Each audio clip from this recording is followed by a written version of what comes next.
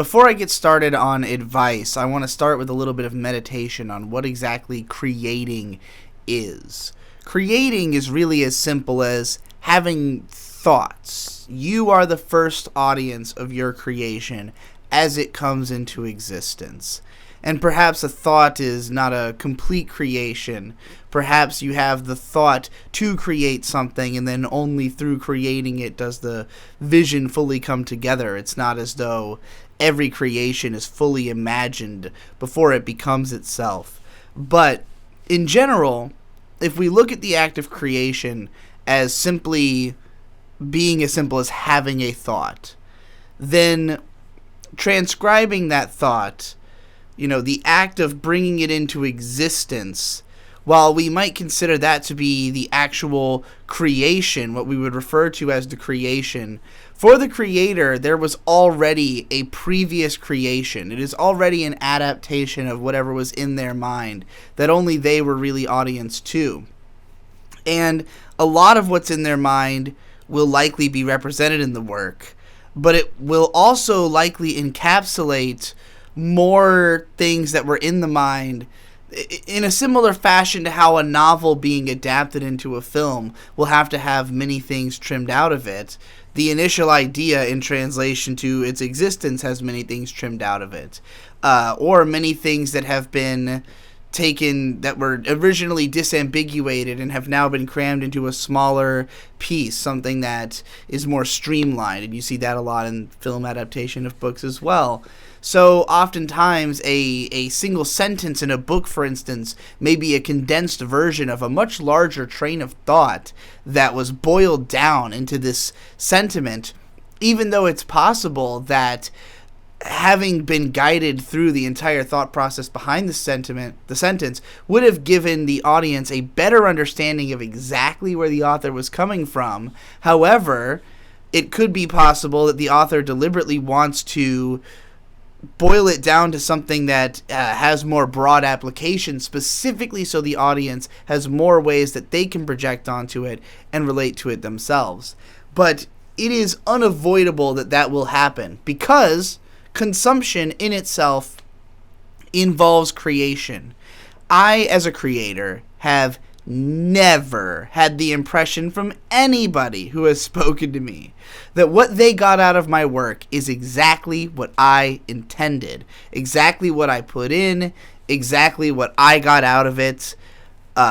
Inevitably, there is something that is either added or subtracted, or outright morphed in what will be said back to me, even if it's subtle, even if it's minor, even if it's practically the same as what I think. There's always a difference, and that's because interpretation is a part of understanding. In order for us to comprehend what we consume, we have to internally interpret it. We have to run it in a check against the things we know.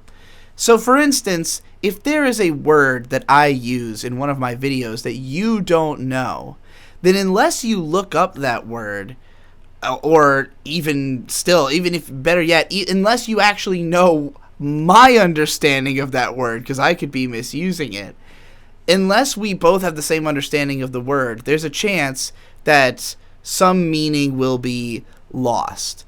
If I use the word correctly, let's say, but you don't know it, and you simply gloss over it, maybe you can understand it in context, but it's possible that part of the information just disappears for you. You just don't pick up on what I'm saying because of the fact that I use that word. So there's always some level of collaboration, and I think that people who tend to get into making derivative work tend to be people who kind of pick up the ball and run with it when it comes to the interpretive side of their relationship with media, where they continue thinking about it in terms of how it relates to, again, the things that they have in their own mind, whether that be comparisons to other media, perhaps to make quality judgments about it. Or maybe you create fan works. Maybe you imagine beyond what is told to you by the story for the characters, or the possibilities, the implications of the universe. You create other stories within that universe in your mind, and this springboard, this interaction, tends to be what inspires you to go on to create further things. Or maybe you really are only interested in creating as part of interaction. And I think that where this really comes to the forefront of an artistic medium is in video games. Video games are inherently lean in on the collaborative element. They expect that you will have a somewhat different experience every single time. And while there are a lot of games now especially that attempt to streamline the player as much as possible and make sure that they have, within a certain range of experiences that could be expected, that doesn't go too far, there are plenty of video games that are all about the fact that they can be used as a medium for expression. Obviously, the most famous example being Minecraft or The Sims. I would even say that some of the biggest games are games that are about expressing yourself through the games. Games that have robust systems that are easily comprehensible, which allow you to entertain yourself and to express yourself within the space of the game. The thing is that creating stuff in a video game and creating stuff in real life takes the exact same mentality and thought process. You get the exact same amount of reward for effort by doing either one. You have to have the same level of understanding of how to do the thing that you want to do. There is basically no difference between playing a video game in a certain way or building something in a game and doing the exact same thing in real life. And if you understand this, and this is where we're finally going to start to get to the point of this video, you can start to think about making things in real life as though it were playing a video game, and thinking about the different things that you can do within a game and how those can translate to ways that you can change your approach to your art. Now, I know that on the surface it might seem like art is just so broad. Like, obviously you can just create anything inside of a singular video game. There's only so much you can do, right? But you choose video games that you enjoy playing in general. You select a range of experiences that you are interested in having, and games that will provide that range of experiences. Well, likewise usually goes for creating art. You typically pick something that you're interested in. You pick a certain medium, you pick a certain genre, you pick certain staples, certain character archetypes that you want to work with. And when you do that, you basically are narrowing it down to a single game. You're narrowing it down to, picking a focus and sort of approach whatever you're doing like you are playing that video game. Imagine, when I was a kid, I first wanted to be a game designer, and the methodology that I went about of quote-unquote designing a game was to write out a game FAQ's guide to how to play the levels, because on some level that is the core design of how you make a video game. Like, I was not wrong to think that was like a starting point. It's just kind of really funny to think that like is what designing a game is in my mind.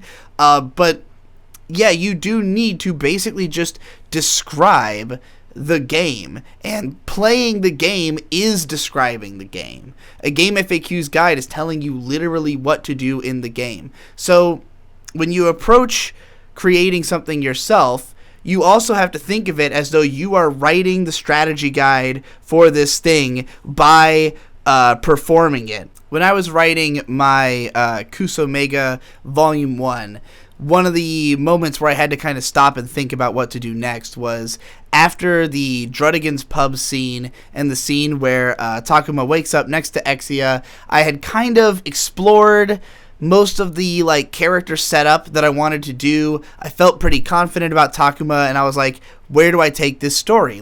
I did not have the ending of the book planned out yet, but I thought, I have limited myself to the confines of an isekai light novel parody. So whatever happens has to be something that makes sense to happen within the first book of a light novel, or like the early part of an RPG, because most of these light novels are based on RPG tropes. There's already been a Dragon Quest slime, so it makes sense to think of this as an RPG town. Well, what happens to the starting town in most RPGs? They get destroyed right at the beginning.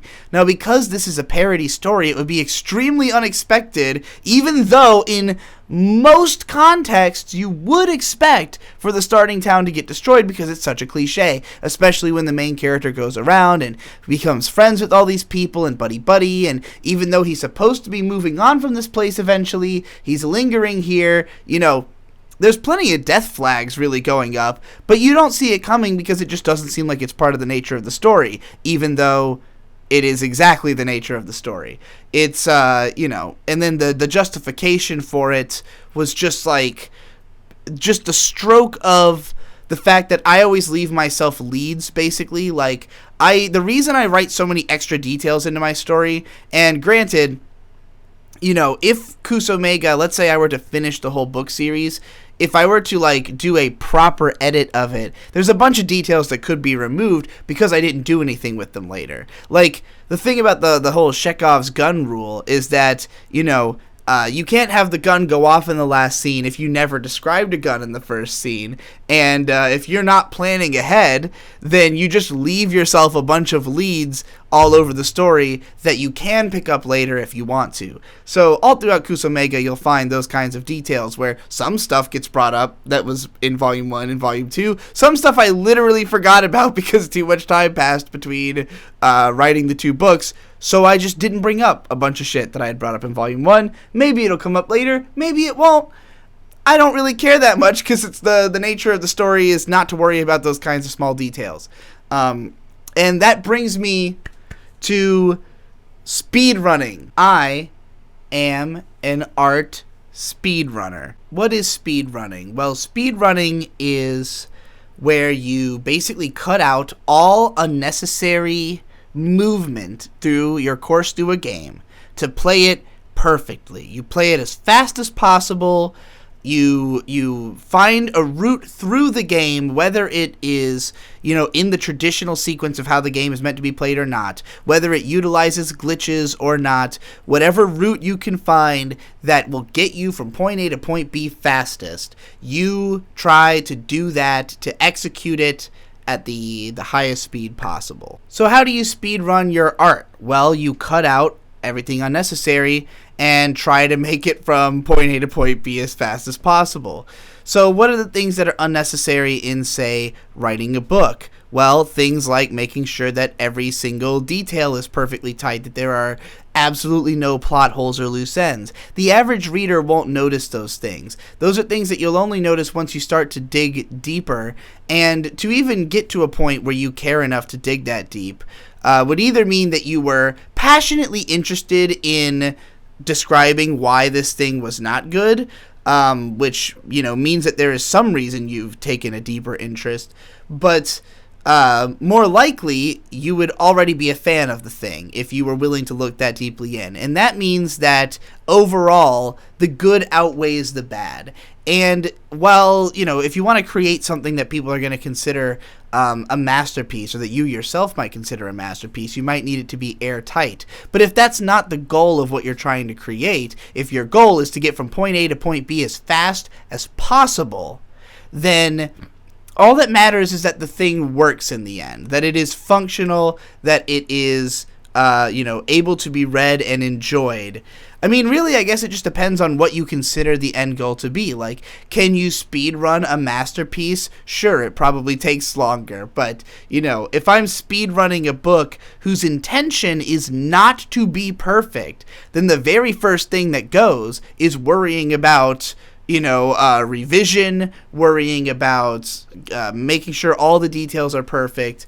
All that goes out the window. So the next thing that goes out the window is careful realism.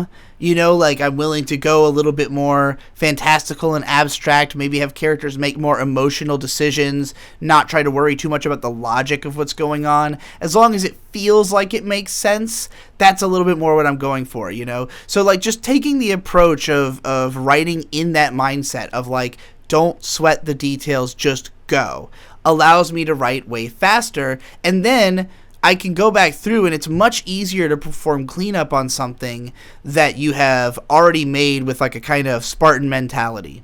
It's also amazing what just a little bit of editing can do, how even the smallest amount of fine-tuning will bring something to a level that seems much higher than it is. Just even having serendipitous matching elements, like I tend to do things like with my old school underground mixtape where I put all this AMV footage to it. And I barely edited most of those clips. They were clips that I found as is on YouTube, but they happen to go with the songs really well. And it's because I know the songs well enough to understand like what moods make sense, what shows would go with them well, like what iconography I've seen that reminds me of the sounds of these songs. But the fact that it fits so well, even with barely any editing, is just because sound and video tend to match. Like, songs will match with most things. It's why there used to be all these, people who would always listen to Pink Floyd or Tool albums while watching like Nightmare Before Christmas or something, and they insist that like it syncs up perfectly. And it's like any music will sync with any visuals as long as like the music has like enough evolution, and as long as they both seem to continually change at a similar pace, which is very easy to achieve if you just cut together a bunch of images and sounds. Point being, it looks like way more thought went into it than did, or at least it feels that way. It feels natural. It feels like these things match together. And that's just what looking at what you've got in post and then figuring out how you can like kind of retrofit things to it. Figuring out like, okay, maybe I don't have the best take on my rap, but if I add a bunch of effects to it and I mix it in a certain way, I can kind of counteract some of the flaws. Maybe I can throw some auto-tune on my voice to fix some of the errors. And like some of this stuff will make it sound worse to certain people who really appreciate the raw experience and like can tell when you're just trying to mask your flaws. But again, this is about what is your goal. Is your goal to make a perfect sounding song, or is your goal just to get the song into existence to some capacity because you just want it to exist? For this Nuja Bro album that I just put out, I developed a technique that I'm calling the 1cc recording. That's a one continue completion. So if you know that in arcades, you only get to die so many times on a machine before you have to use a continue. And in Japanese arcades in particular, the expectation is that if you die, you give up your spot to the next person in line. Ergo, your goal is to have a completion in one continue. You have to beat the whole game without losing enough lives to have to give up your spot. So what does that amount to in a recording session? It basically means that you have a certain amount of lives per track, and you only get to die so many times, but you have to do the whole recording in one go. So that's what I did. I had just made a 10-track mixtape where I spent a lot of effort on the details, even though I did that whole album in 2 days as well. But that was a sleepless 2 days. It was a lot of work. I put a lot of energy into it, and I wanted it to sound good, and it's probably my best sounding album to date. But I could not justify doing the same amount of effort again on something that I thought was goofier of a project. Like, it's just me rapping over Nuja Best beats. I didn't like select the best possible beat for each song like I did on the previous album. I just selected Nuja Best songs and then figured out which of my songs would go over those beats. So it's more of like a fun little experiment project. It's not the same kind of like, even if the other project was small and I mostly did it because I could do it quickly, because I already knew all the lyrics to all the songs, so I didn't have to write new lyrics or learn new lyrics. that still was a project where I put a little bit more effort in. And this one is twice as long, and putting in the same amount of effort would mean it would have taken 4 days, and I have no interest in spending 4 days on this goofy little project, especially when I just made another album, and it's not good for me financially to work on music. So, what I decided to do was to say, if I'm going to justify this thing's existence, because I could put this on the back burner, but it'll never get done. I know that. So it's either just do it in the fastest way possible or don't. Think of it like this, in speedrunning terms. You are going to go to a movie at 7 o'clock, and you don't really want to have to you don't want to get involved in anything before then, but you have 20 minutes and nothing to do. So maybe you just pop open Dark Souls and you're like, let's see if I can beat the gargoyles in 20 minutes, right? And because you're good at the game, you're a speedrunner, and you just go and do that just to kill 20 minutes between now and going to the movies, right? That's the mindset I had toward this album, is like, I am giving myself a couple hours. Like, that's how long I'm allowing myself whatever quality level I can reach in that amount of time. That's what we're going for on this album.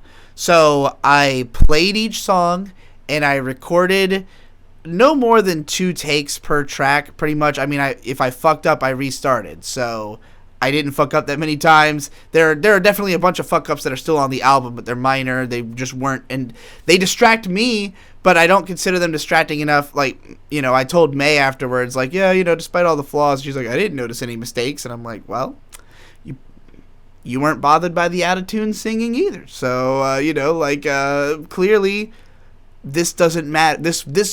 These things didn't matter towards getting this thing to an acceptable level of quality for at least some people, and for at least myself to listen to it back. I enjoy listening to it.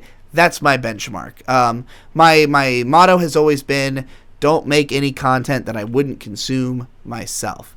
And I would consume this album. But I recorded all these songs in one go. The total recording time was like 1 hour and 20 minutes. The album is 50 minutes long. So I'm tripping right now because I recorded the rest of this video before I released the New Jabro project. And after releasing it, people were like, oh, it's been 10 years already. That, so sad. And I was like, what? And I looked it up. And it has been exactly 10 years since Nujabes died on February 26, 2010.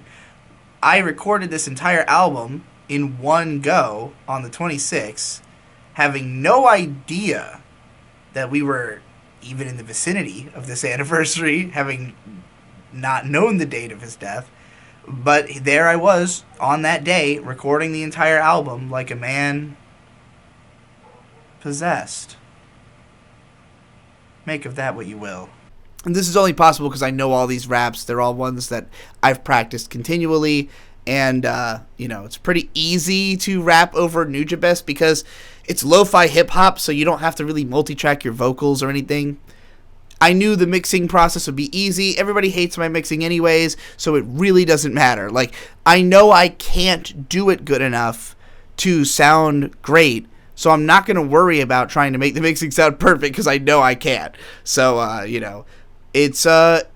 it is what it is. You're either going to like it or you're not, but it exists, and it wouldn't have if I hadn't speedrun it. I wouldn't have given myself time. There wouldn't have been a way to do it, but, using this method and then just editing all the songs the next day, getting the video out as quickly as possible, it's like this thing gets to exist now. This thing that wouldn't have existed if I had tried to do it up to the highest standard. If I tried to bring it to its full potential, it wouldn't exist, because it would have taken too much effort and it wouldn't have been worth it for me. It just would not have been. And I think that this is something that we as artists, we get really hung up on. We want everything to be the best it can be. We want it to be the version that's in our head. But 9 times out of 10, that's completely unrealistic and not worth it. Because there are some ideas that would be worth it to bring to that high level. And it's, when one of those comes along, I encourage people to go all in on it. But it really has to be worth it. And sometimes it's hard to tell until you're already working on it. And for me, if you follow my channel, you see I switch gears really fast. And when people always ask me, like, why did this show get canceled? Why did you stop doing these videos? Usually the answer is that it didn't seem like a good idea anymore. Usually just like it wasn't getting the view count that I expected, or it wasn't just as interesting as I expected. I am more interested in doing another better idea. So, like, I tend to cut and run like that.